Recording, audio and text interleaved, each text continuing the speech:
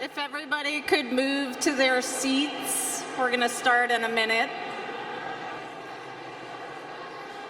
Maybe pause the hugging. There'll be more hugging later.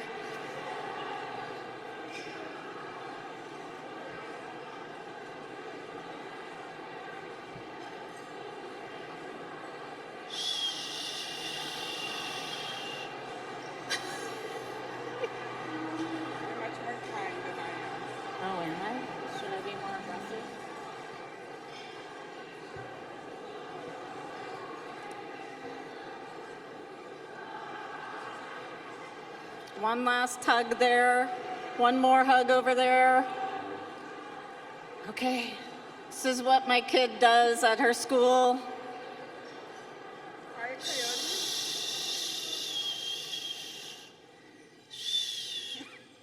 Oh my God. This is why teachers are amazing. Oh my God. Okay. Hello, everybody. I am Amy Whalen. I'm a senior staff attorney at NCLR. I am so happy to be here and to welcome you to our Champions for Justice Gala. Oh my God, this is an amazing space and you all look amazing. Before you begin, let me just tell you a couple of announcements. First of all, we have ASL interpretation tonight. If anybody needs the interpretation, please let us know and they will come and be close to you so that you can see them. I also want you to look at the beautiful programs at your table and make sure that you have the one that has your name on the back. This will be important later, and it gives you an opportunity to chat quietly with your table mates.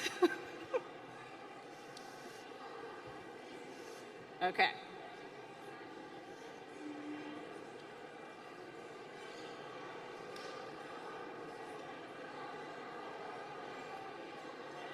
Okay. I'm going to start the evening with an acknowledgement.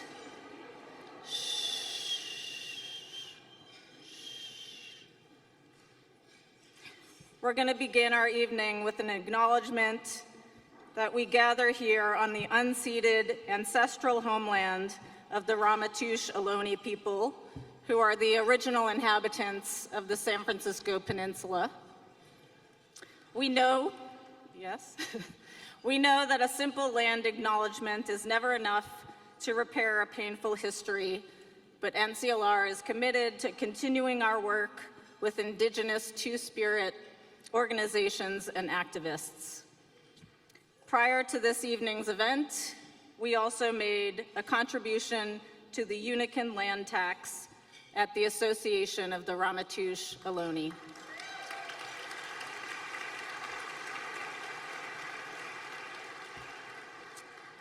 After being at NCLR for 13 years, this is my favorite time of the year.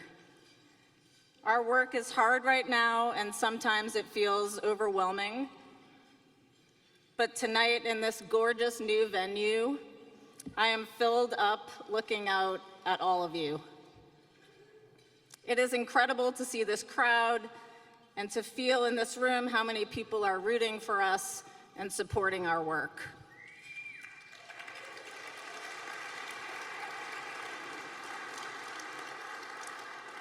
This is the best party in San Francisco, and we are so grateful that you are here.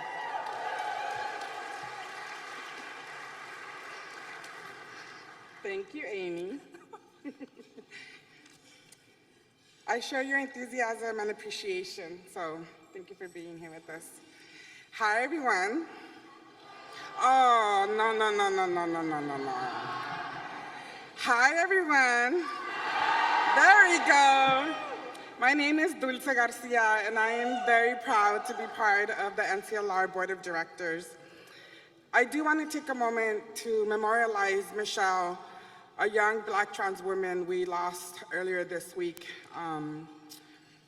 She was very young and we lost her too soon, and I know there's a couple of people in the room who are grieving her right now, and so thank you for being here with us and celebrating.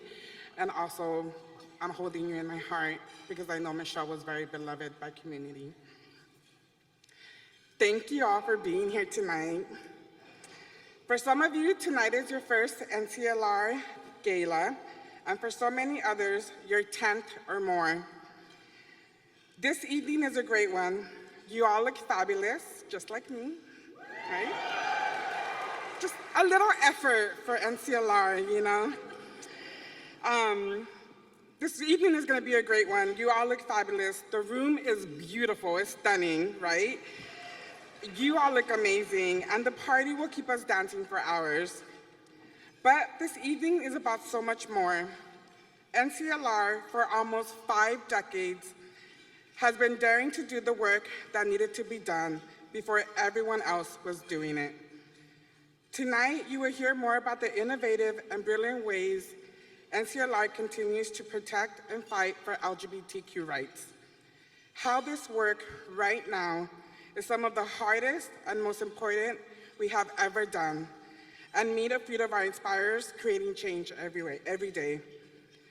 We want to take a moment to thank our incredible supporters this evening, our sponsors, our table host, and the many individuals who supported this evening and NCLR each and every day.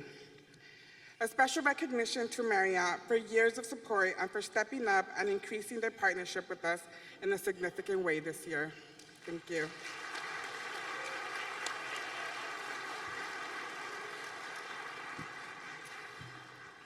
Also, thank you to the law firms in the room who not only support us tonight as sponsors, but also donate thousands of hours of attorney and support staff time to our work.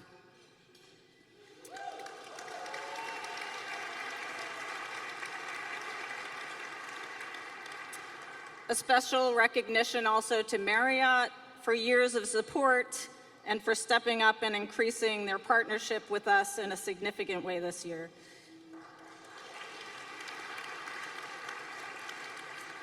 And to a new partner tonight, Deloitte.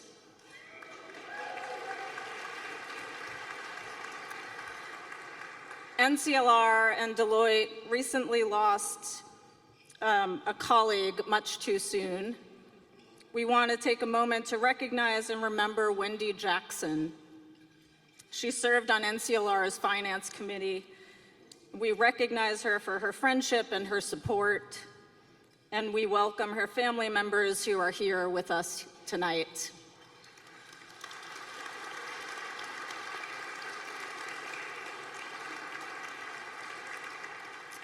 We also want to thank Deloitte for continuing this relationship in Wendy's honor.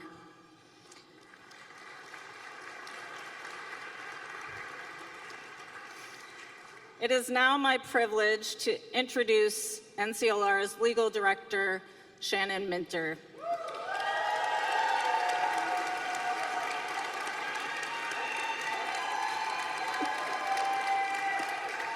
I know, we can't wait for this guy. Okay. During his 30 years at NCLR, Shannon has litigated some of the most groundbreaking cases on behalf of LGBTQ people and their families. He is a legal powerhouse, provides incredible support to our clients, makes us laugh, and if you follow him on social media, you know he has way too many pets in his home. Please join me in welcoming Shannon to the stage.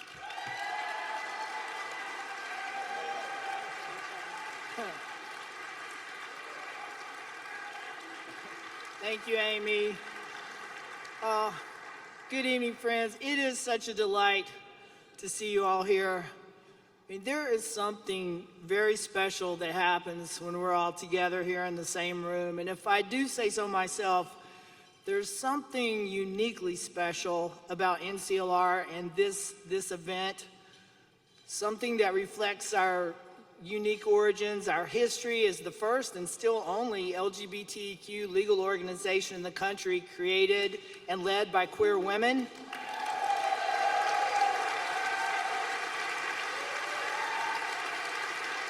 Yeah. And I know everyone here understands what that means, understands the struggles that represents, the history that evokes, the perspective that gives us. You know, NCLR really is like no other group in our movement, and I'm convinced that it's because of that unique history that we have the confidence and strength to be open, you know, to welcome and recognize and fight for everyone in our incredibly diverse community, to recognize the bonds that link us all together, not despite our differences, but because of them, because we share a commitment to creating a world based on community and solidarity and freedom. You know, I've been part of NCLR for a long time, more than 30 years now, and I've watched this organization grow and evolve and pivot to meet some very unexpected new challenges. But the one thing that's always remained constant is our faithfulness to that founding vision of being a proudly feminist organization that's committed to using the law as creatively and aggressively as we can to protect the safety and dignity and well-being of every single LGBTQ person. You know, we've done just astonishing things, you know, whether that be advocating for LGBTQ asylum seekers, the first national legal organization to do that, winning marriage equality, you know, passing, you know, through our Born Perfect program, passing more than 25 state laws protecting youth from conversion therapy in 10 years.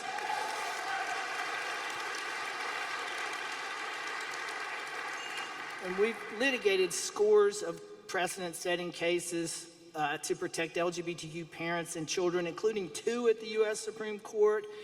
And then, you know, more recently, taking on very difficult issues around transgender health care, around transgender kids and sports. And that's not even to mention our work on economic justice, rural pride, reproductive freedom, abolishing the child welfare system as we know it. We do not shy away from hard issues, and you are here tonight because you don't either, and because you're our partners. Many of you literally, I'm talking to the lawyers and law firms here tonight, literally are partners in this work.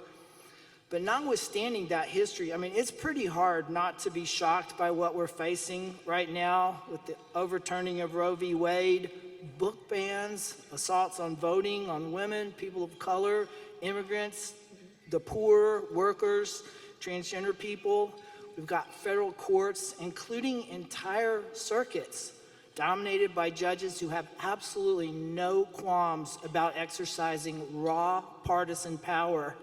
And for the first time in any of our lifetimes, threats to our democracy itself. I mean, this is a frightening time, and particularly for transgender people and their families, and for those of us living in red and purple states that in the space of just the past few years have enacted laws that are so cruel, I mean, so brutally repressive, they almost defy belief. This has nowhere been more true than in Florida. And Florida's been ground zero for the very worst of these laws, from the infamous Don't Say Gay or Trans law enacted in 2022, bans on abortion, bans on transgender health care, on transgender kids playing sports, on transgender people using public restrooms, even referring to themselves in public by their chosen pronouns, on drag shows, on scholarship about race or gender, on any efforts to promote race or gender equity. I mean, you name an extreme right-wing attack, and Florida has faced it. You know, as they say, where there's crisis, there's opportunity, and there is no one in this movement who better exemplifies the wisdom and the courage it requires to lead in such a moment, not just to meet that crisis, but to leverage it, to recognize where it will take us if we have the vision and the will, than the recipient of tonight's Vanguard Award. It is my deep honor to introduce Nadine Smith. Yeah.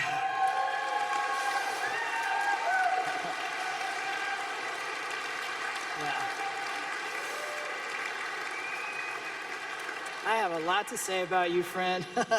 An award-winning journalist turned organizer, the longtime executive director of Equality Florida, and as many of us know firsthand, one of the most genuinely inspiring and visionary leaders of our time. Nadine is not only a messaging and strategic genius. Who do you think came up with that name, Don't Say Gay or Trans Law? That was Nadine.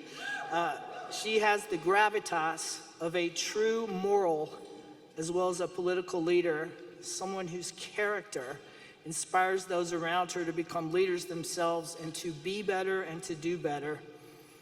Under Nadine's leadership, Equality Florida has modeled for the rest of us how to respond to this moment, this unprecedented moment, in a word, by not wasting 1 minute hand-wringing, but by immediately fighting back. Nadine and her team spearheaded a successful national campaign to paint the right wing's efforts as what they are: censorship and book banning, a move that incidentally infuriated Ron DeSantis.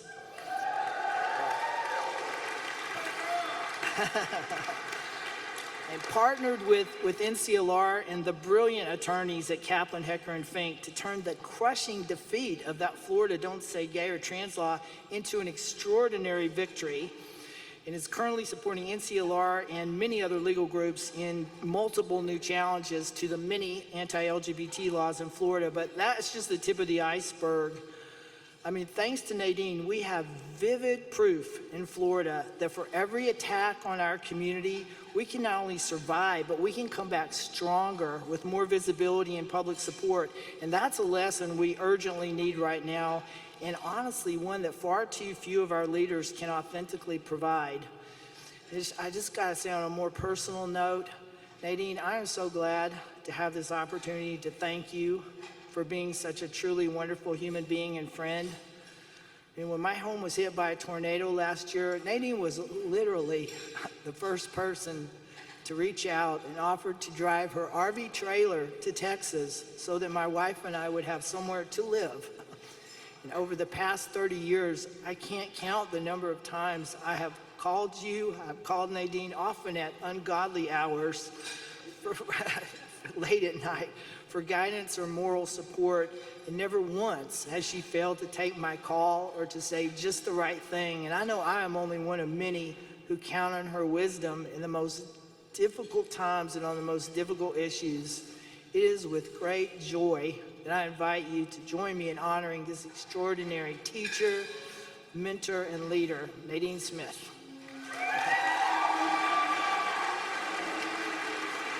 That's for you.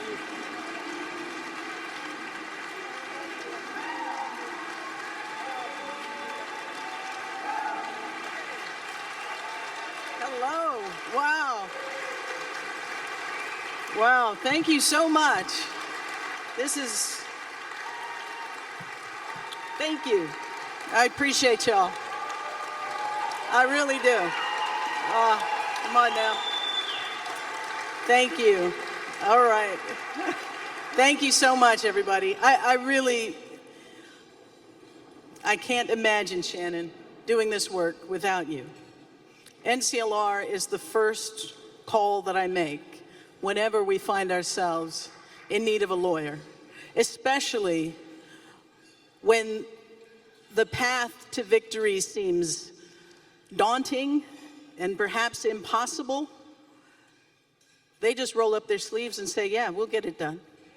And they've done it over and over and over again. You know, Shannon sort of ran through the headlines of what we're facing in Florida, and right before everybody was invited in, I stood right there and did a little video, and the first question they asked is, what do you want people to know about Florida right now? And here's what I want you to know, that Florida is not a state, it's a border. Florida is the front line of a fight that belongs to every single person in this room. Everything that you just heard about what they want to do, what they are trying to do in our state, they absolutely want to export to every single state. A lot of times we remind people who have as much gray in their hair as I do to remember the days of Anita Bryant. You know, the Orange Juice Queen turned spokesperson for the Save Our Children campaign.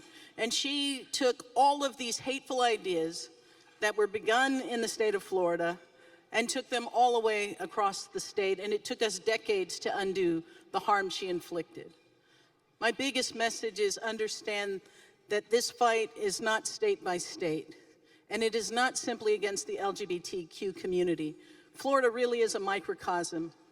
All of these attacks, the racist, it's not even a dog whistle, it is an out-and-out Confederate effort to erase our history, to deconstruct public education, to dismantle democracy. The good news is we aren't simply resisting, we are actually turning the tide. Moms for Liberty is no longer dominating the headlines. If you see Moms for Liberty in the headlines, it's usually because there's a sex scandal unfolding. But I want you to know it's happening because ordinary people who did not think of themselves as activists, thousands of parents who never once thought they would ever need to go to a school board meeting are showing up. We are outnumbering Moms for Liberty 10-1. We are clawing back everything they're taking. So in moments like this, when bad things are happening, it's sometimes hard to hold on to hope. So I'm here to thank you for this honor and to return the gratitude that NCLR for decades has not just stood by us, but fought side by side with us toward victory. When nobody thought marriage equality was possible in the state of Florida, NCLR said, we're in.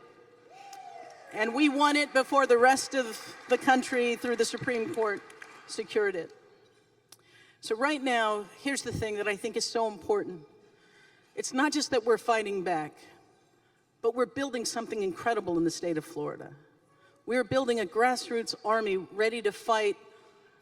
When we talk about intersectionality, we are living and breathing it because we are in those trenches together. We're one of the lead organizations fighting to secure abortion rights. When they go after the African American Studies projects, we are right there side by side because we understand all of these things are tied together. There's a professor at Boston University who wrote a book called, his name is Stephen Prothero, and he said that backlash is a lagging indicator of progress. By the time they come after you, they are recognizing that the culture has already tipped. It doesn't make it easier, it doesn't make it less dangerous, but we have to remember, not only are we in a fight against the harm they are doing, we have to set our feet towards the possibility ahead of us. The incredible progress comes on the other side of backlash. And we have to envision a world, a country, that includes all of us, including some of the people that are aligned against us right now. We have to create a vision of this country so beautiful, so enticing that they can even see themselves and their children in that future. And it is hard to play offense and defense at the same time, but we have to. So I'm going to leave you with this. I just want to leave you with this. This work over decades has always been about excavating shame, excavating those lessons often taught to us by the people who were supposed to protect us the most. And so I don't feel burnout because with each wave of this work, I find a new pocket of internalized something that I get to pull out of myself and examine. And so I want to come out to you tonight as a nerd, a huge nerd. I'm a huge nerd. And so for those of you who are Star Wars fans, and perhaps you've watched Andor, doesn't matter if you watched it or not, but I do want to leave you with these words because they sort of encapsulate, you don't even have to have watched Star Wars to know that it's the resistance against this sort of evil empire that feels huge and relentless. So one of the characters named Nemec, he created this little short manifesto, and I want to leave you with it. He says, "There will be times when the struggle seems impossible. I know this already. Alone, unsure, dwarfed by the scale of the enemy, remember this. Freedom is a pure idea. It occurs spontaneously and without instruction. Random acts of insurrection are occurring constantly throughout the galaxy. There are whole armies, battalions that have no idea that they've already enlisted in the cause. Remember that the frontier of the rebellion is everywhere, and even the smallest act of insurrection pushes our lines forward. And remember this, the imperial need for control is so desperate because it is so unnatural. Tyranny requires constant effort. It breaks, it leaks, authority is brittle. Oppression is the mask of fear. Remember that. And know this, the day will come when all these skirmishes and battles, these moments of defiance, will have flooded the banks of the empire's authority. And then there will be one too many. One single thing will break the siege. Remember this, try. May the force be with you.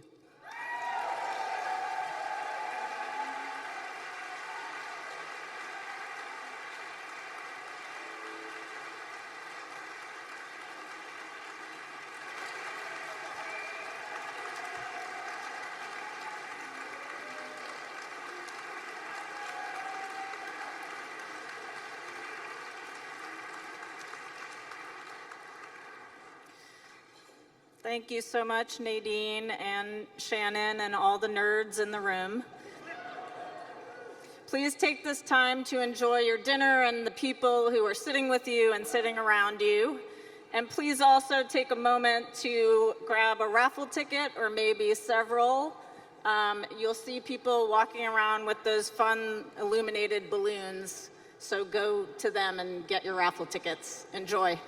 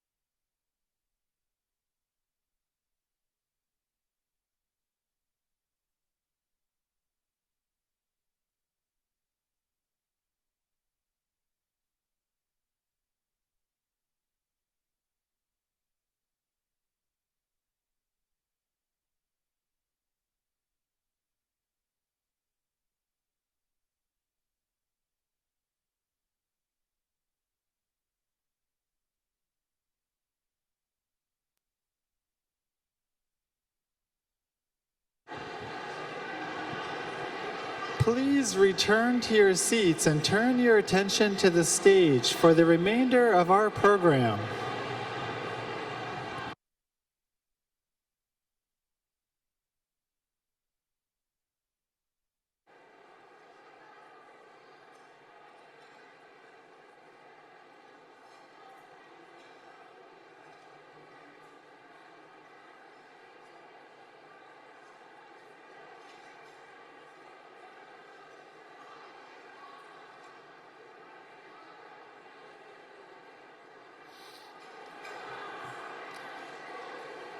Hey folks, I'm not as good at this as Amy. What is that thing you do? Shh. Thank you all. I'm so sorry. I know it's so fun talking. We have some really cool stuff though. All right, y'all. Thank you, Mark. Yes. Thank you, folks. So, about a year ago, Edelman, which some of you probably heard of, I think it's the largest PR firm in the world, met with NCLR, really liked what they saw, what we were doing, and embarked on a project with us, just a remarkable project to help shift the narrative about transgender young people in their lives. What came out of that collaboration was this beautiful film centering 3 young adults and their parents. And we're gonna show you the film now if you haven't had a chance to see it.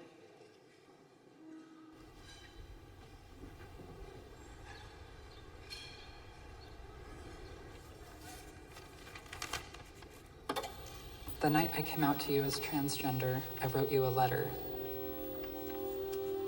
What was I gonna do? Sit there and speak to you? Face to face? I was 11. You and I were in an argument. I don't fully remember what it was about, but we were screaming at each other, and I yelled back. Maybe it's because I want to be a boy.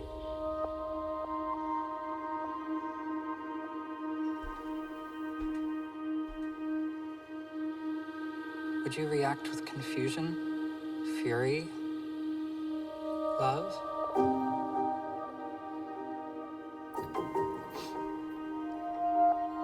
I remember when you weren't so sure if it was just a phase, but no matter what, you supported me. You walked back into my room and sat on my bed and talked to me about what I said and how I felt and how you could help me. I had never felt so loved in my life.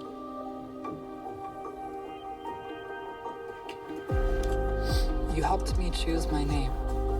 You gave me the power to choose who I wanted to be, fighting to make sure that I had access to healthcare. You wanted to make a difference. You knew it was what I wanted, and you put my happiness before yours. But here I am, writing a letter, trying to find the words to tell you how much you really mean to me. I love you, Luke. Love, Allie. I love you, Cameron.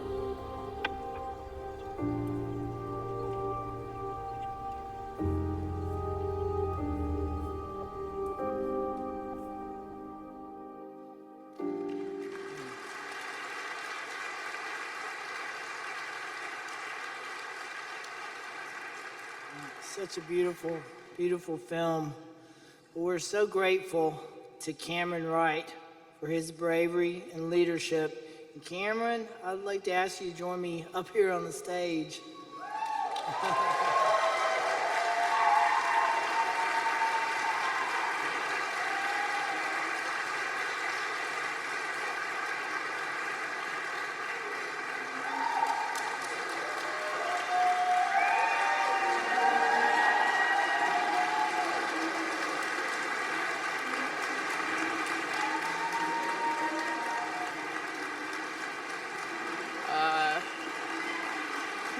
Thank you.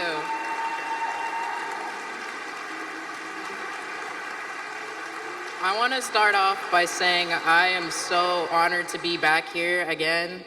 And I want to thank NCLR and everyone who had everything to do with the video. I am honored to be a part of it.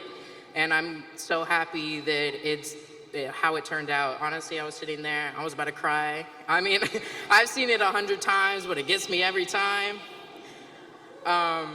I just want to say thank you to everyone that was in it. Luke couldn't make it tonight because he's at prom, and I believe Sean and Allie are on a vacation, but my mother is over there along with Jen, who's also Luke's mom. And so I am so honored to have them here, and I love them both, and they are amazing parents. And so I would like to ask them both to come to the stage as well.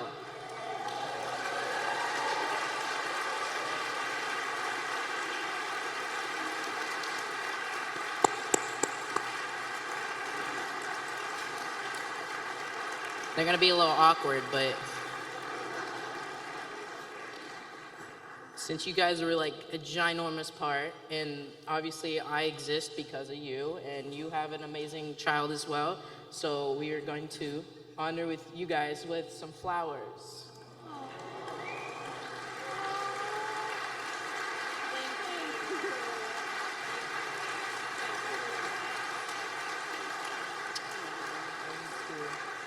And I just want to say, like I keep saying thank you, but there's no words to thank how much this means to me, and to be a part of all of this, and just to be able to have a voice to help as much as I can, because all I want to do in this world is to help people, and I wouldn't be possible without my mom, and it would be possible without other supporting and loving parents who love their kids unconditionally, no matter what they are or who they are. So thank you guys so much, and if you guys want to say anything, you have the floor.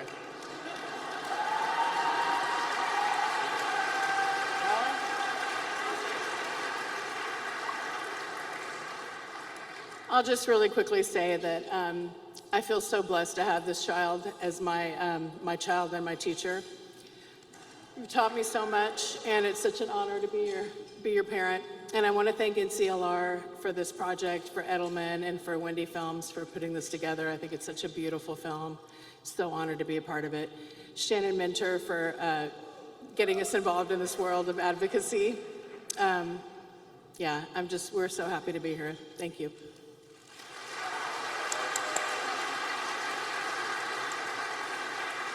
Wow, what an honor. Thank you so much for having us tonight. I'm sorry Luke couldn't be here. It is his senior year, and he was at prom. He didn't wake up until 2 o'clock this afternoon.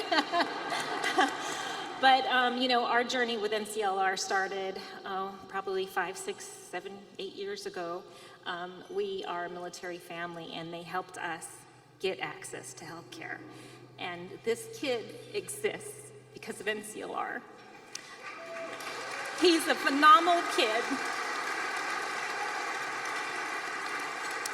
He'll be attending Washington University in St. Louis next year. And he's going to be your future medical care provider. Thank you. Thank you, NCLR.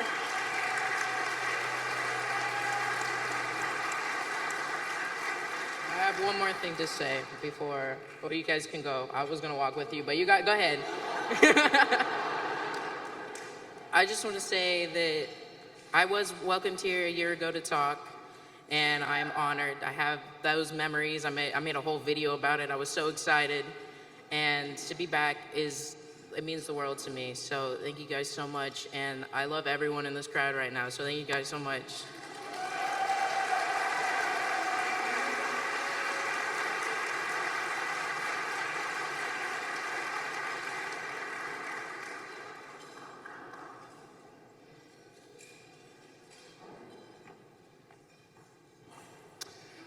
Wow, that was amazing. I'm so honored to be here tonight. I am Tyrone Hanley, Director of Racial and Economic Justice Initiatives at NCLR. I'm honestly really grateful to be here for so many reasons. My work embodies multiple approaches that NCLR engages in for social change.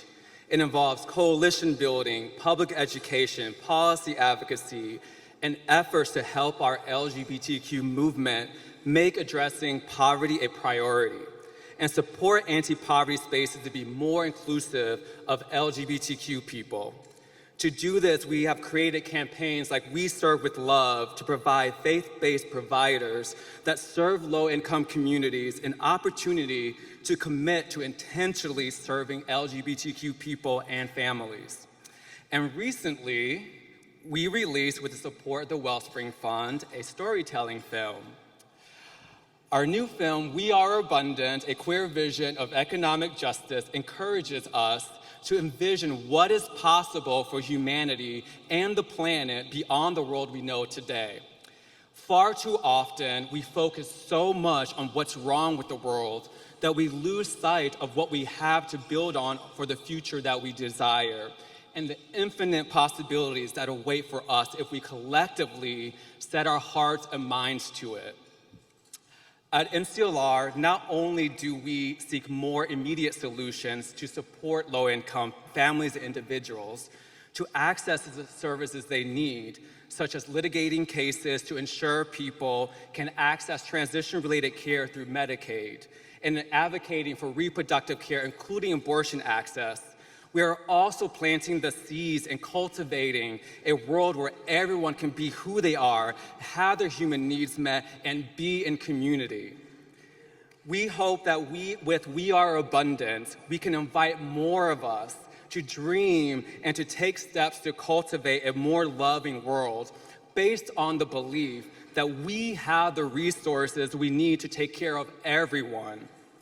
Rather than just talk about it, we want to share with you a trailer of the film to give you a little taste of it. Wake up, wake up. 1 in 5 gay people are in poverty. Wake up. It's time. It's time. It's time. Es el momento. It's time to meet these injustices with love. You are worthy of a new world, and you are part of creating that new world. We have power. We have leverage. We are the ones. We are the ones. We are the ones that we've been waiting for. If we look at the earth, we know that things move and exist in right relationship with one another. The seedling that a little bird will pick up from one place and drop somewhere else will then become the nourishment for another being.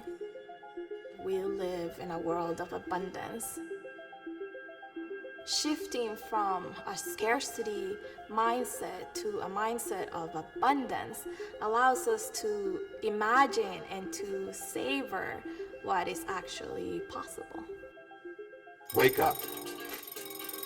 My hope is that in this moment that we can tap into that revolutionary spirit, and a spirit that not only looks out for queer and trans people, but for all humans. Because at the end of the day, I think there's only one liberation movement, and that is a liberation for all human beings, and to ensure that we live on a planet that is healthy and thriving.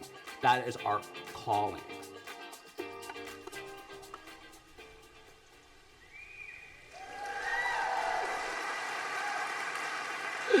I can tell you're all excited to see the rest of the film, and you can do that at weareabundant.org. And we will screen it at LGBTQ centers, places of worship, community centers, and more, along with our Dream Kit, a zine to explore our dreams and cultivate an abundant world together.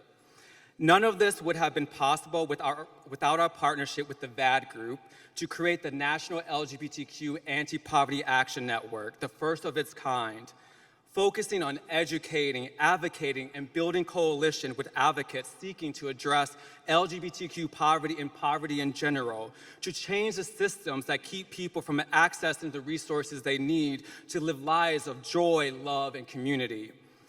Urvashi Vad was a leader among leaders, an inspiration, a fierce activist, a creator, a visionary, and one of my most influential role models. I cry honestly thinking sometimes about her.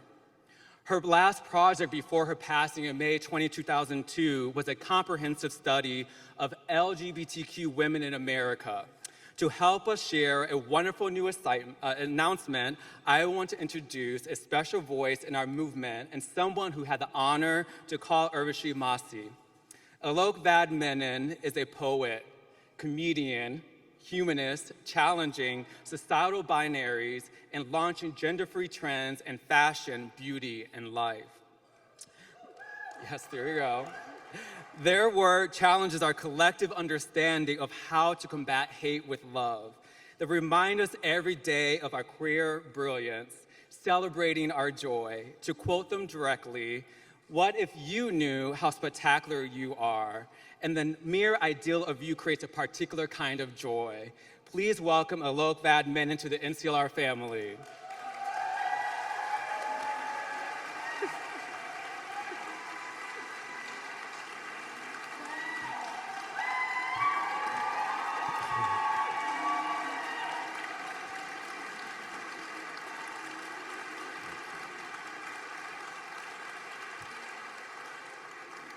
Good evening, everyone. My name is Alok, as in tell me a joke, Alok. And my preferred pronouns are he, he, ha, ha. Harsh transition, I'm good at those. My aunt died 2 years ago, and every day I can't go on without thinking about the incalculable impact that she had on my life. I'm only alive because of her. I'm from a small town in Texas, homo on the range, if you will. And growing up, I was made to feel like I was impossible, like everything about me was wrong. And then I had someone in my life who was the inverse of that. Her name is Urvashi. There's a clip of her speaking in 1993 at the Log Cabin meeting, the Log Cabin Republican meeting in Houston, Texas, but what there's not a clip of is her coming and visiting me in College Station, Texas, before and after that. And I think a lot about how anger and rage get decontextualized from love, but in so many ways, anger and rage are actually parts of love. When I see her in this clip speaking truth to power, I know she was doing it because she loved me, and that the stakes of what she was fighting for were not theoretical. They were actually rooted in a relationship with someone like me. I'm here for two reasons. The first is to make a very special announcement, and that's the easy one. And the second is to try to encapsulate Urvashi's impact on my life and the world. So let's go with the first one, because judging from my appearance, I really like taking the easy route out. The first, which is an exciting announcement, is that NCLR is now going to be the home of Urvashi's final passion project, which is the National LGBTQ Women's Survey. Let's get a round of applause for that.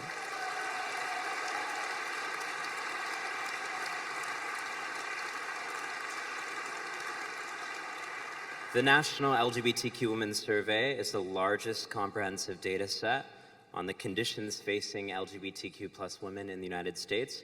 Urvashi's dream was always that this data could help inform the future of public policy, and I'm proud to say that NCLR is going to continue on that vision. So thank you so much, NCLR. Okay, now the harder part. One of my deepest frustrations that I have with our contemporary movement is that we only have come to see ourselves in the ways that straight cis people see us. That we are broken, that we are aspirational, that we are inadequate, and that we are lacking. But I actually believe that the reason that there's over 500 pieces of legislation targeting us, the reasons that there are century-long PR campaigns trying to dehumanize us, is because in some ways the right wing sees our power more than we see it in ourselves. And I don't think we spend enough time trying to actually get why they are so fixated and obsessed with us. One of the joys of being visibly gender nonconforming is that I have a lot of time to think about this. Because everywhere I go, people are obsessed with me. Just taking photos of me without my consent, following me down the street, sending me unsolicited love notes all the time that just get lost and on the way become hate mail. I don't understand it. But as I sit on the other side, the recipient of hate, what I realize is that this is actually nothing to do with me. It has everything to do with them. They're outsourcing their own self-hatred onto me. I'm just caught in the crossfires of their internal war. Actually, what I am is what James Baldwin once called an honest mirror, and that most people will do everything in their life to avoid that, an honest mirror. And actually, what I've realized as a gender nonconforming person is that the reason that there's so much frustration, resentment, anger, vitriol against me is because people are envious of my freedom.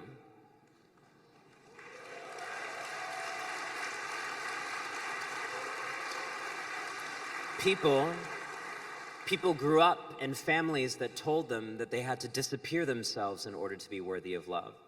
People grew up in cultures and religions and societies that told them that they had to precise that performance art, self-immolation, and elevate that to the status of having a personality, mistake a uniform as an identity.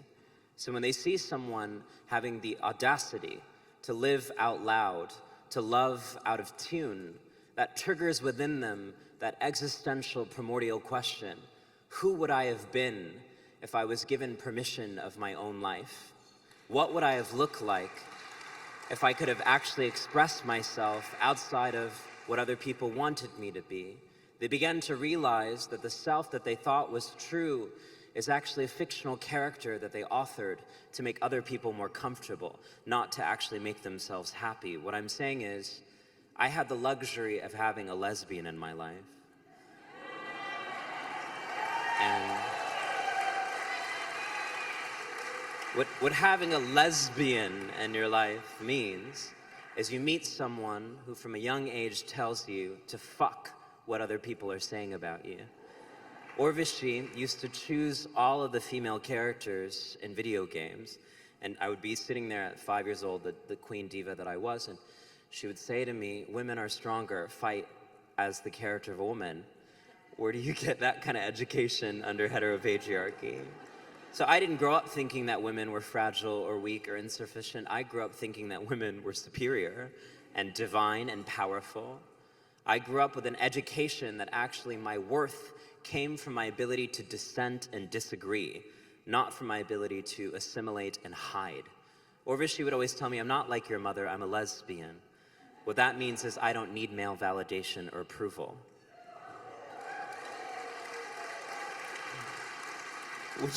Which meant that my primary occupation as a trans person was not to make men like me, it was to be free. That was a gift that a lesbian gave me, which is, life is so much more fun when you stop giving a fuck what men think about you.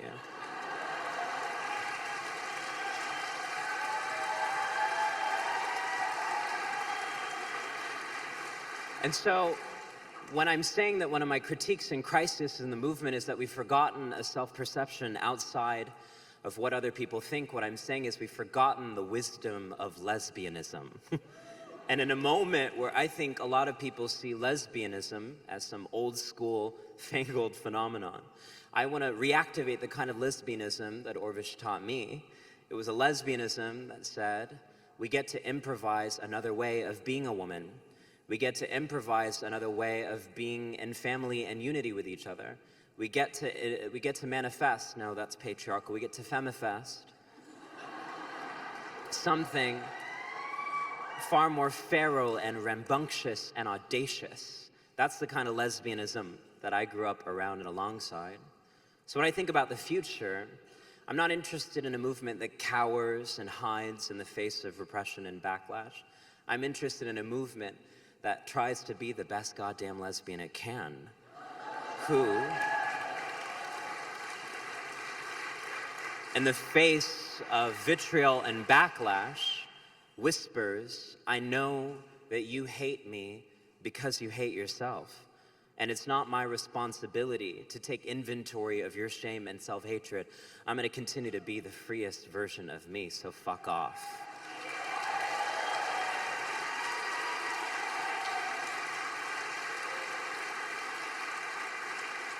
To do justice to Orvish and to do justice to lesbians, I think, is to reactivate that political tradition of walking down the street knowing that you could be arrested for wearing a pair of pants and doing it anyways, of getting spat on the street for holding your girlfriend's hand and doing it anyways.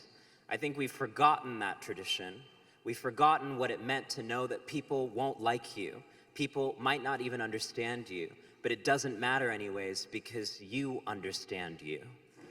And what it means to be a lesbian in that school that Orvish taught me was to take all that energy spent on getting external validation and instead learn how to find it within yourself. Look in the mirror and say, I am beautiful precisely because I'm queer, not despite it. I am powerful precisely because I'm a woman, not despite it. I am free precisely because I'm a lesbian, not despite it. That's the tradition of lesbianism I hope we can return to with this survey, and that's why I was so excited to be here at the NCLR Gala here in 2024 to say,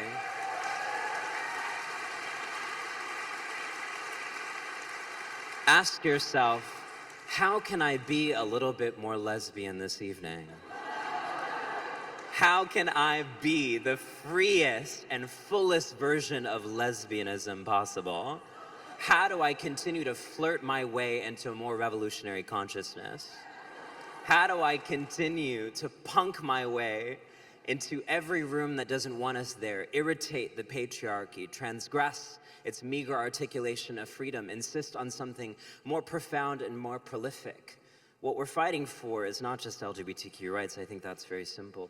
What we're fighting for is the creation of a new world order. And that world order is one in which people are lauded and congratulated for doing that difficult work of giving birth to themselves.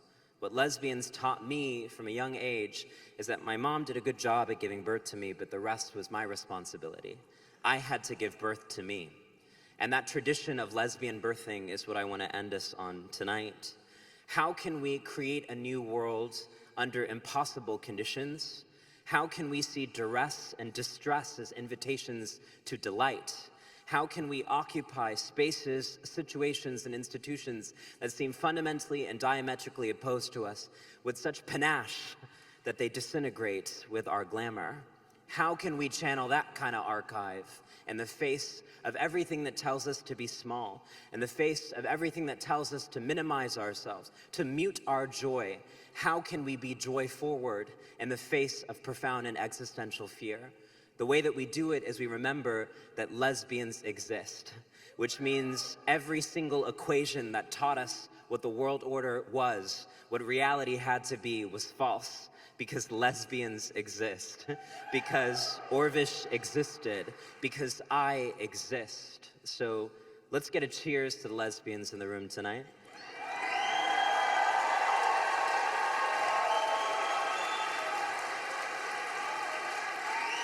Please, please, please continue to live your best goddamn lesbian life. Thank you so much.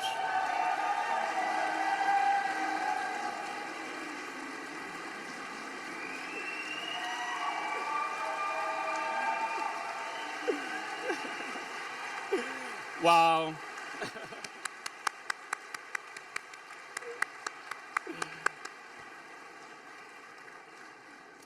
That was amazing. I feel all fired up. And as someone who was raised by a lesbian, I highly recommend it. And speaking of, I'm excited to welcome NCLR's wonderful executive director, Amani Rupert Gordon.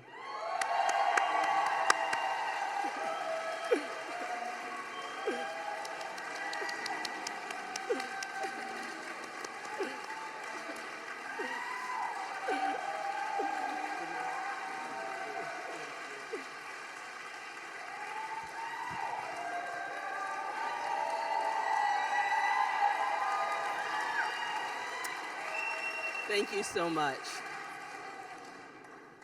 Y'all, it is a pleasure to be here. I'm not gonna lie, I knew this was gonna be an amazing night, but wow. This is just phenomenal. It's such an honor to be here.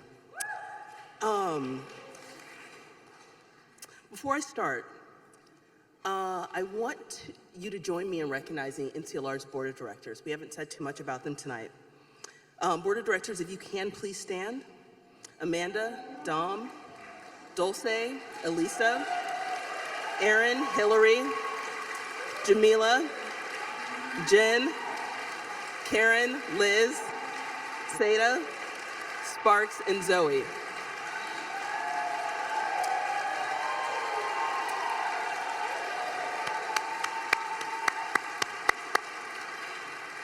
I want to thank you for your leadership, your vision, and commitment. It's my honor and privilege to work at your side. And I also want to take a quick moment to give a shout out to Kate Kendall.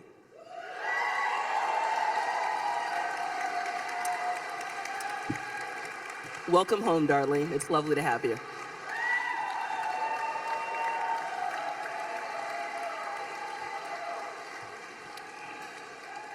So I know this isn't the only room you're talking about the challenge that's in front of us right now and what's going to be coming in a few years. And we spend a lot of time talking about that challenge and the size of it. So tonight, I don't want to talk to you about the number of anti-LGBTQ bills there are. You've already heard that. I want to talk to you about why our opponents are introducing these bills at all. There's so many that we can actually lose track of what's being introduced. But these are sports bans, they're medical bans, they're bathroom bans, they're pronoun bills, they're don't say gay or trans bills. We call these anti-LGBTQ bills, but really, these are anti-trans bills, and that's not by accident.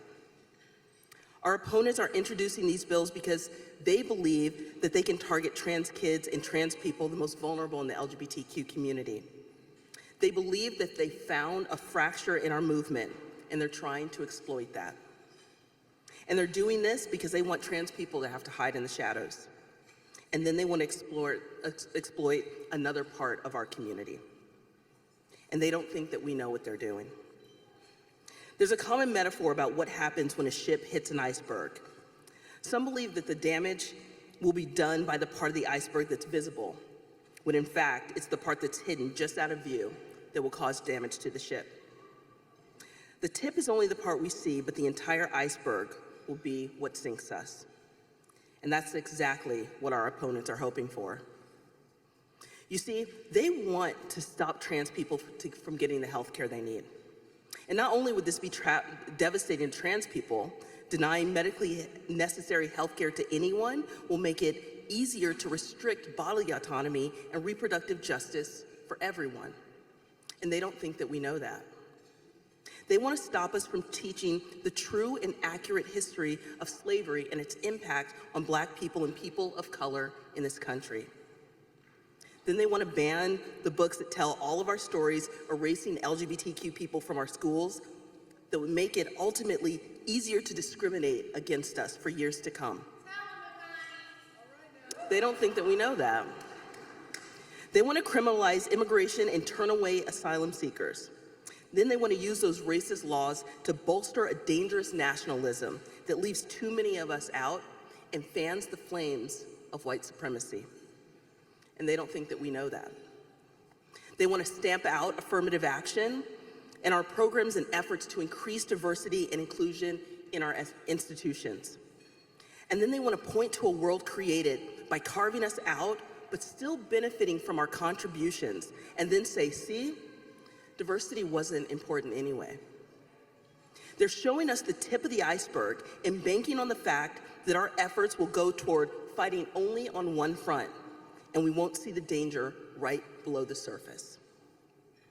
When the Titanic saw the tip of the iceberg, it veered off course, hoping to avoid a collision, but instead took massive damage from the part hidden from view. But we know what they're doing. We know what lies beneath. We know that there's more to this fight than what is right in front of us, and we won't veer off course. We're gonna challenge this head on, and this is how it looks when you don't leave people behind.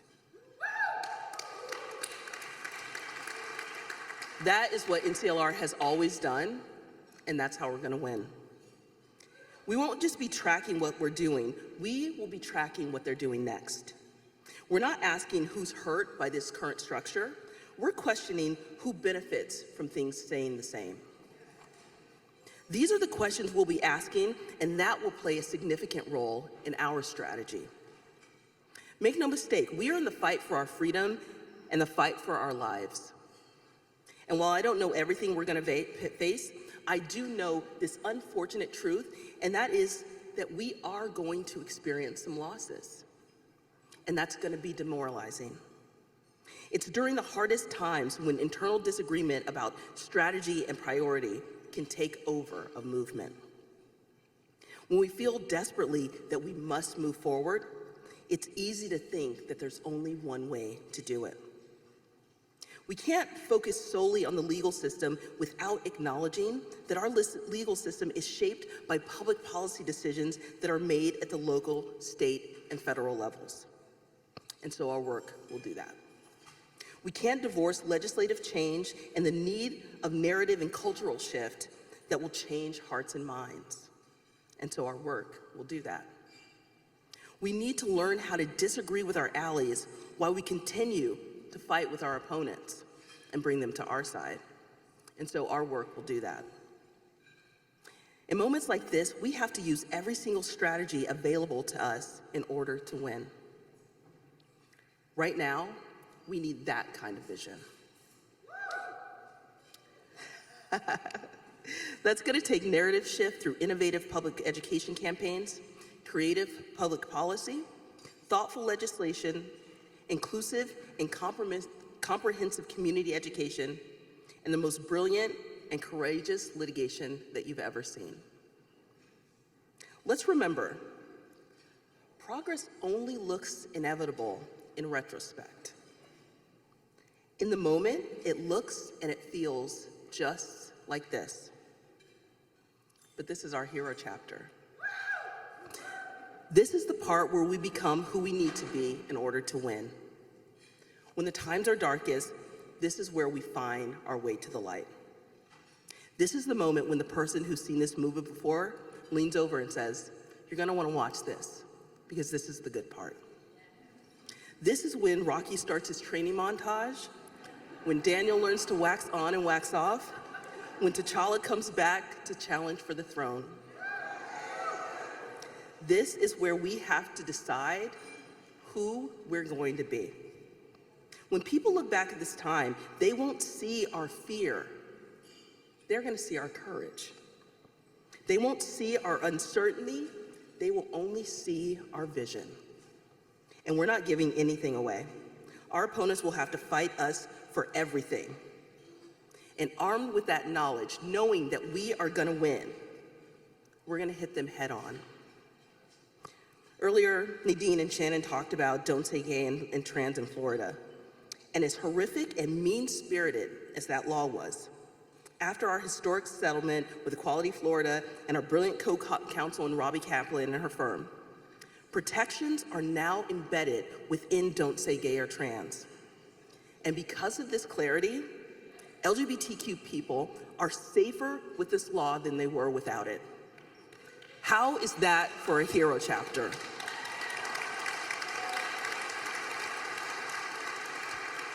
And we're not done. We're not even close, because this is the good part. This is where we do the work. We are a small but mighty organization.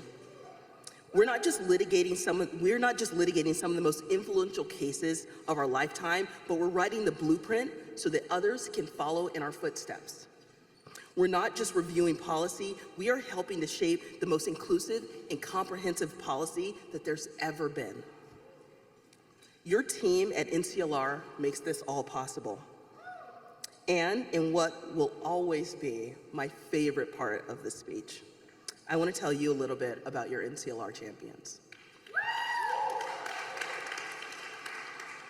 You heard about the film We Are Abundant that Tyrone produced this year, but what you might not know is that Tyrone is a visionary, and he sees the very best in all of us. Our racial and economic justice initiatives never looked more intentional. In the very short amount of time that Rachel has made herself an instrumental player, Rachel's made herself an influential player on our team. And she's the lead on both of our Arizona cases. She's a brilliant attorney with a deliberate mind. And because of Julie's leadership at the intersection of reproductive justice, religious liberty, and LGBTQ equality, NCLR has become the go-to partner for the White House on these issues. And when I can't make it to DC, she goes and makes sure that we're represented, reminding folks that NCLR is everywhere.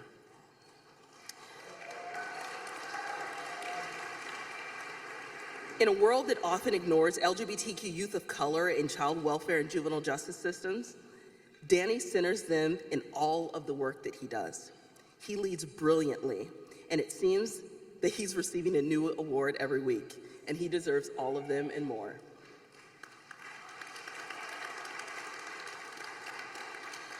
Chris is one of the best legal analysts and brief writers, not just in our movement, but in any movement today. He is the elite of the elite.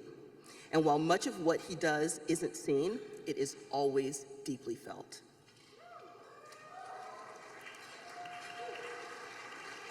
Everything that Amy does, she does it well. A fierce litigator and a compelling storyteller. Advocating for incarcerated people and trans kids in Utah, she leads groundbreaking cases and continues to win victories in the face of unbelievable adversity.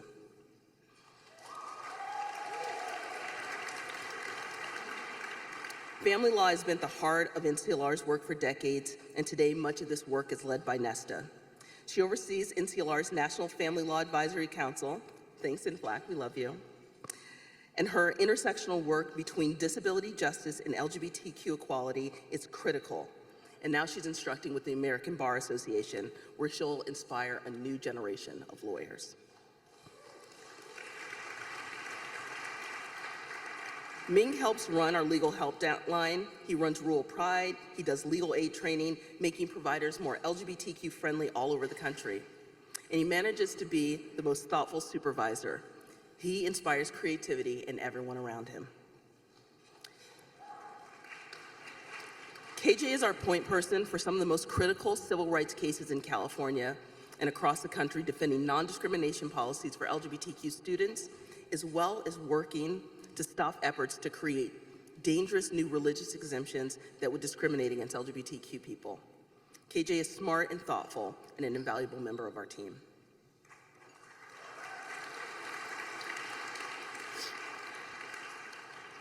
Matthew leads Born Perfect, the longest running and most effective program working to end conversion therapy. With his leadership, Born Perfect has flourished. He recently completed a tour of 5 medical schools to educate the next generation of medical practitioners about the dangers of conversion therapy. And just this week, he advised the mayor of Akron, Ohio, as the city attempts to ban conversion therapy.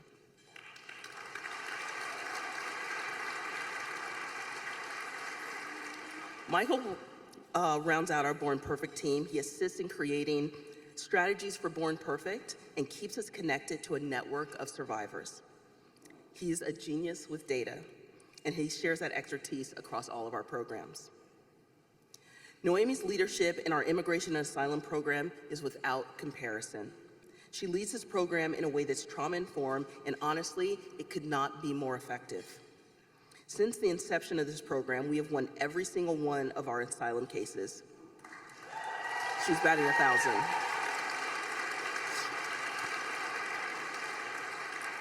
Pam has been a wonderful addition to our team. She's an incredible writer, a driven teammate, and has quickly become a dynamic spokesperson for the work.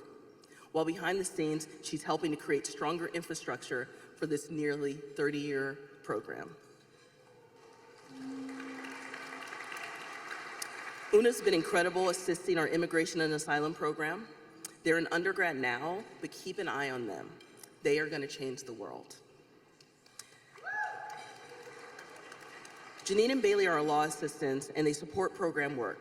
On any given day, you can find them tracking deadlines on cases and new laws, but what you don't see is their thoughtful creativity. They took on an incredible project where they made our docket work not just for the litigators, but for everyone at NCLR. It's things like this that make the difference between great and extraordinary, and NCLR is better because of them.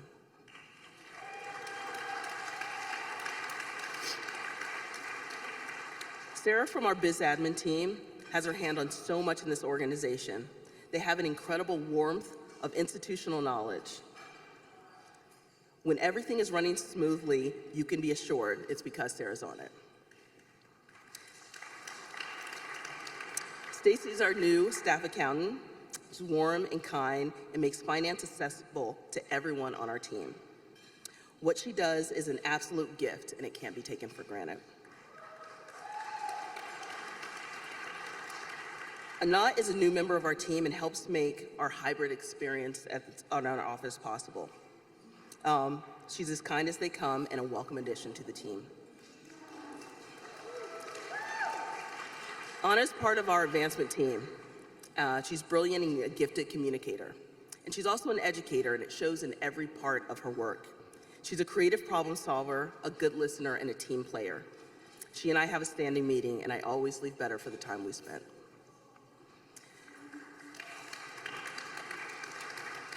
Tammy makes working with our database look easy. We know that it's not, and it's just that Tammy is magic, and we appreciate her.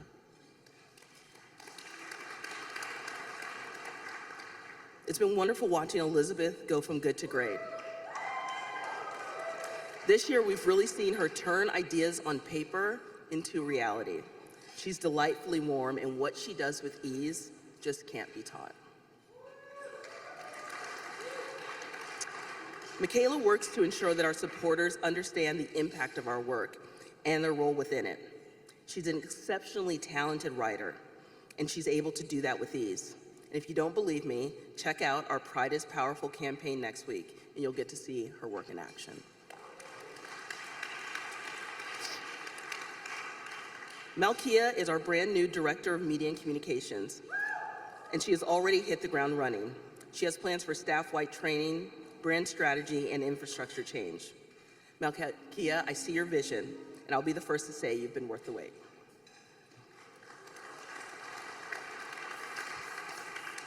Ellen is our communications coordinator and does so much for our team.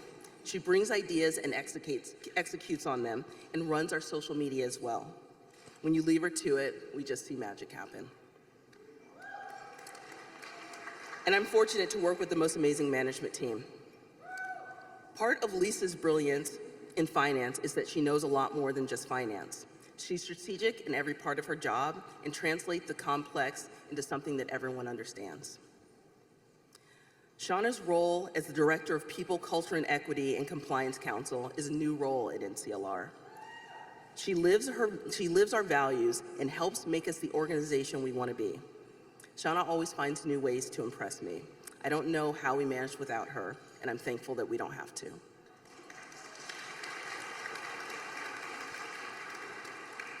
After working with Jen for the past 4 years, I know with certainty there is nothing that she can't do. If you are lucky enough to find someone as smart as they are kind, as capable as they are dedicated, and as strategic as they are creative, then you found your Jen, and I recommend you hold on to her. And she's also incredibly kind. When she asked me to shorten my speech, but I actually end up making it a little longer. It's okay, Jen, we're almost done. Shannon is a legal mastermind and the best legal director in the movement. Every single person in this room is safer because of his decades-long leadership. Whether he's in the spotlight at the congressional hearing going head-to-head with Matt Gaetz, or working tirelessly behind the scenes, ensuring that something that could have been devastating never sees the light of day. Shannon's judgment, political acumen, strategic thinking, and compassion make him the best of the best.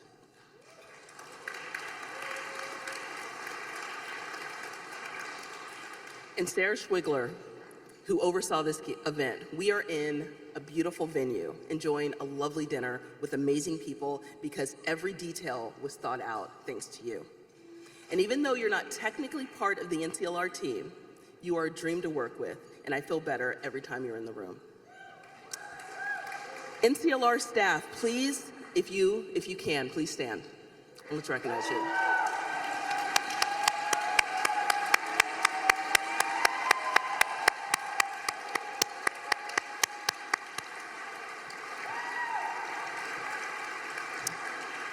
These are your NCLR champions. Let's remember, this is not the end. It's not even close. But don't worry, I've seen it before, and you're gonna wanna watch this part because we have the best people, and this is the best part. Thank you for spending your night with the National Center for Lesbian Rights.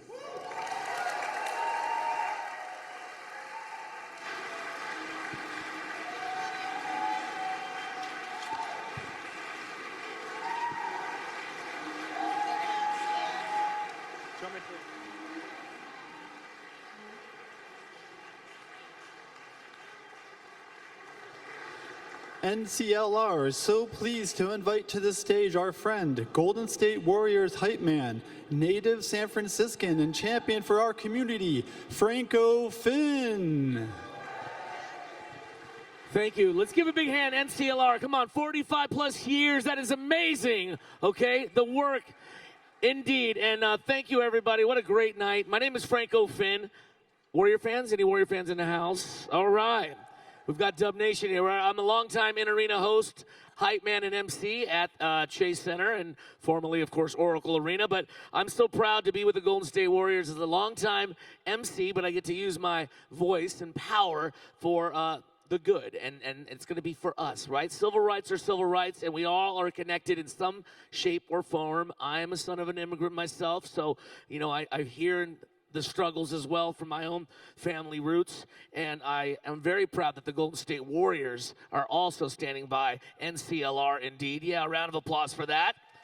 Together, their commitment, of course, to fight for and build a stronger local and national community, and that's what I love about my organization as well, and that's what is so amazing about NCLR as well. And so tonight, my main job is to hopefully raise a lot of money tonight, and we're gonna have some fun with this, and we're gonna move pretty quickly. So if I could, well, that light is bright, but you know what? Let's see those paddles in the air. I just want to make sure my vision is working, all right? Let me see. All right, bid paddles. So if you could do me a favor, take a look and make sure it's not your neighbor's, it's yours with your name on it.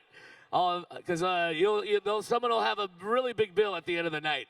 But take a look, make sure it's your name and your bid number, okay, first and foremost.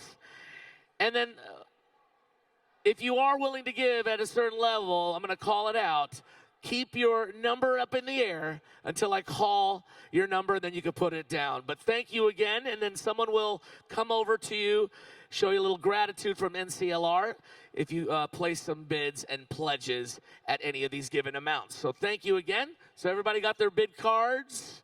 Their names are on it? Yes? Okay. Well, I just want to say, I am so happy to announce that we are kicking off $100,000 and a challenge match tonight for our Pride is Powerful campaign. Let's give a round of applause. Table number 6 over here, Robert Holgate. Thank you, Robert, for being such a big supporter of NCLR. $100,000 starting it off tonight. Come on, that is huge.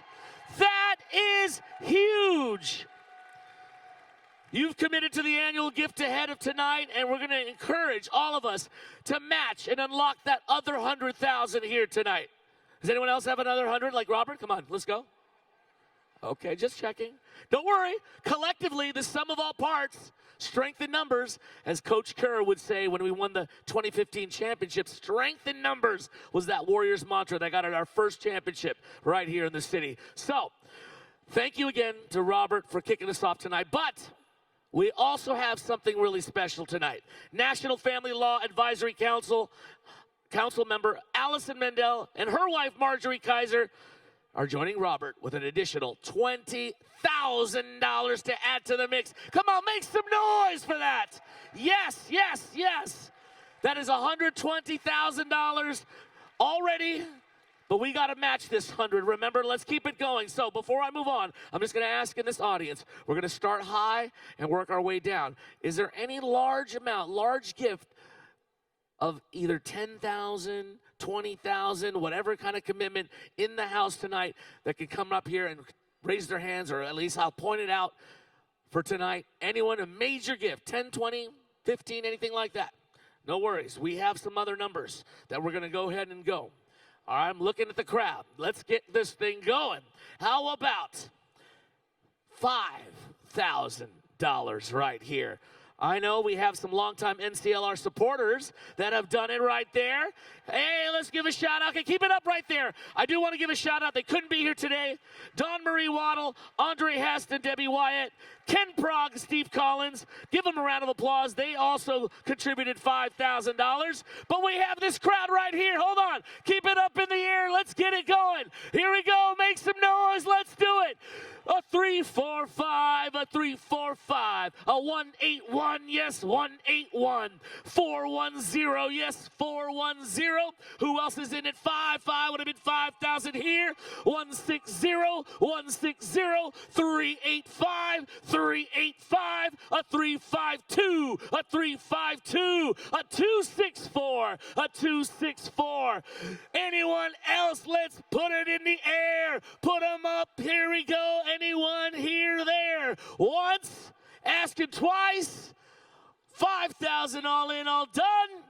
Give a big hand. This room is powerful, powerful. Thank you. Give a big hand. And all our donors that also gave in advance. That thermometer's rising. I can feel the heat. All right, get the fans out. How about this? $2,500 commitment. If you've got the capacity tonight, raise it high and proud. I do want to give a shout out. Deb Kinney and Julie Dorff committed to $2,500. Make some noise. So let's add. Is that you, sir, right there? $2,500? Yes.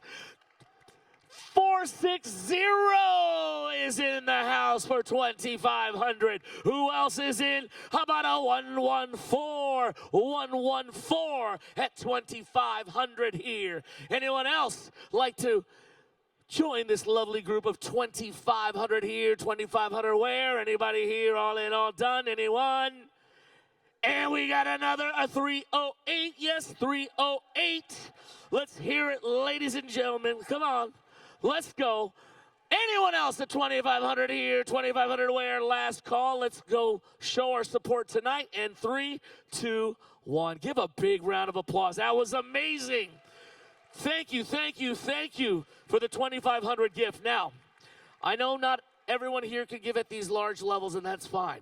We know that movements are created in rooms just like this, and the power of all of us is always greater than that of some of us. So strength in numbers tonight. What I'm going to do tonight here, if you can consider giving a gift tonight, we're going to have that thermometer up in just a second. We're going to do it via mobile bidding. All right? We're not going to do the bid paddles in the air. What we're going to do is take a look at these instructions. We're going to put up here. Text 91999. So you get your phones out. Text to 91999. Put NCLR, put a space. The gift, the donation that you'd like to give, put another space, and then your name. So 91999, NCLR, space, your donation, whatever gift amount, and your name, space, and then your name, and you should have some further instructions on how to make a gift. So I'm going to do a little rally moment tonight. I know we can do it. We've already had some amazing gifts already coming in, and this room is powerful together. You could also email your pledge, if you want to do it, email that way, to development@nclrights.org. Whatever it may be. Let's just get 100% participation here tonight. Let's see that thermometer up. Once again, 91999, NCLR, space, the amount, space, and your name. Look at this. Hey, let's make some noise. We got Ken Prague, Steve Collins. We got 60,000. Andre Hest, Debbie, thank you so much. Here we go. Make some noise for these folks right here. Come on, look at that. It's scrolling up. If you see your name, yes. Anonymous donors as well. Thank you, Andre Hest. Let's keep it going. We're at 61,000. Anyone? All right. I got some folks in the house I want to hear from tonight. Come on. Let's do the texting. We'll keep it going. We're at 62,000. Let's get to the 100 tonight. I know collectively we can do so.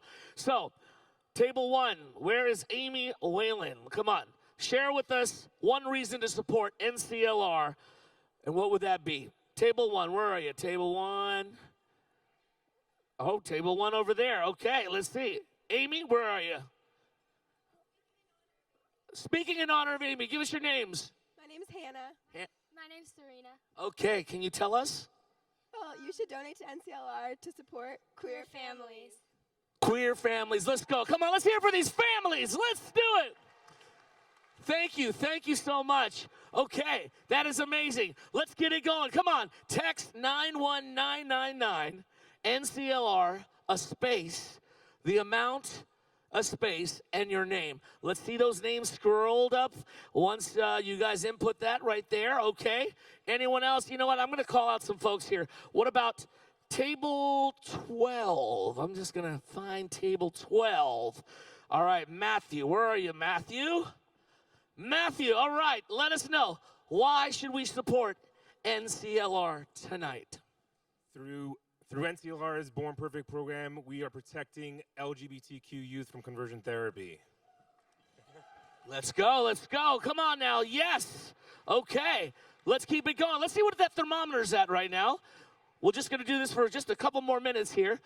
Roll that third. We're at 78,000, folks. Come on, we are almost there. 20 more thousand to go. Come on, make some noise, everyone. We can do this. Shout out to Jen, BB Sweetbar, Kiera Johnson. Look at that. Does anyone remember Romper Room, by the way, back in the day? Am I dating myself? I remember when you see your name, they call your name out in the Romper Room. I thought they were going to say Franco somewhere, but no one named Franco was at Romper Room. But I feel like that's what I'm looking at. And we have Margot McShane, Gwen Tillman. Yes, make some noise. I see you, Eleanor and Amy. Thank you. Make some noise. Sean McBride and Steve, thank you so much. Come on, let's hear it. Karen Bowen, 93,000, 94,000. 94 and up, come on. This is better than watching paint dry. I do, so, you know, I'm one of those kids that used to watch paint dry all the time. But come on, 94,000, can we get to the top? How about one more? Table 22, Julie, where's table 22? Let them know, come on, let them know, and let's put us over the top why we should support NCLR and get over that 100,000 here today. Why it's so important. Julie, here we go. You should support NCLR to make sure that our voice continues to be heard in the nation's capital. Abso-freaking-lutely. Let's do it. Thank you, Julie. Come on. 95,000 and some change. Can we get over 100,000 and match? We've already got these commitments. We're at 97. Let's go. Come on. Round of applause for all of you. We are almost there. It is going up. 98,000, pretty much darn near there. Shout out to Celeste Berry, thank you. Thank you again, Jeremy, JT Lauren. Thank you so much. We are at 97. Does anyone just have like 3,000? Just drop it in right now. Come on, let's do it. Put them up there. NCLR space, the number that you're gonna give and your name. All right, we're right there. We're almost there. It's like, thank God there's no change or anything on the end there. Okay, Neil Harper, thank you so much. Grace Yang, thank you so much. Anonymous, there we go. There it is. Give yourselves a big round of applause. NCLR, thank you so much. My name is Franco Finn. Together, we are powerful. So thank you. Give a big round of applause. You guys did an amazing job.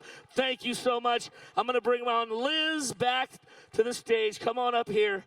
Liz, Kim, to close things out. Thank you, everyone. Congratulations. Give a big round of applause. Congratulations, NCLR. Let's keep it going.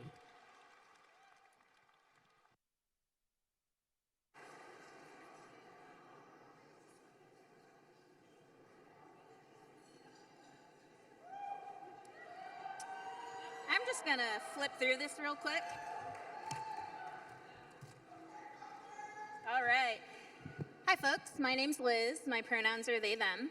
I am one of the co-chairs of the board of directors, and it has been an absolute honor to serve on the board for the past 6 years.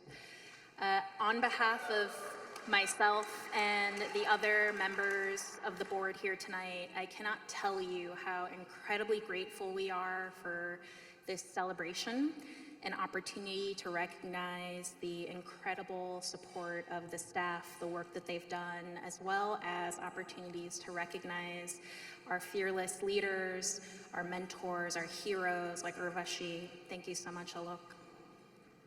I hope that you will share NCLR's work with your friends, family, and colleagues. I hope that you will support our Pride is Powerful campaign through June, and that we'll see you at our Pride in the Park event as well. Host a house party, throw a party, be proud this month. There's so much for us to be proud of. There's so much liberatory work that we have to do, and I know that each and every one of you is a part of it. I hope that after tonight you feel a little lighter, that you feel a little bit more hopeful and stronger, that you are inspired by the leadership of the folks in this organization, of our partners, and that you're also inspired by yourselves and everyone sitting with you, because without you, this work wouldn't be possible. So from all of us on the board of directors, thank you so much, and I hope that you have a wonderful time at the party, and this is your cue to go party.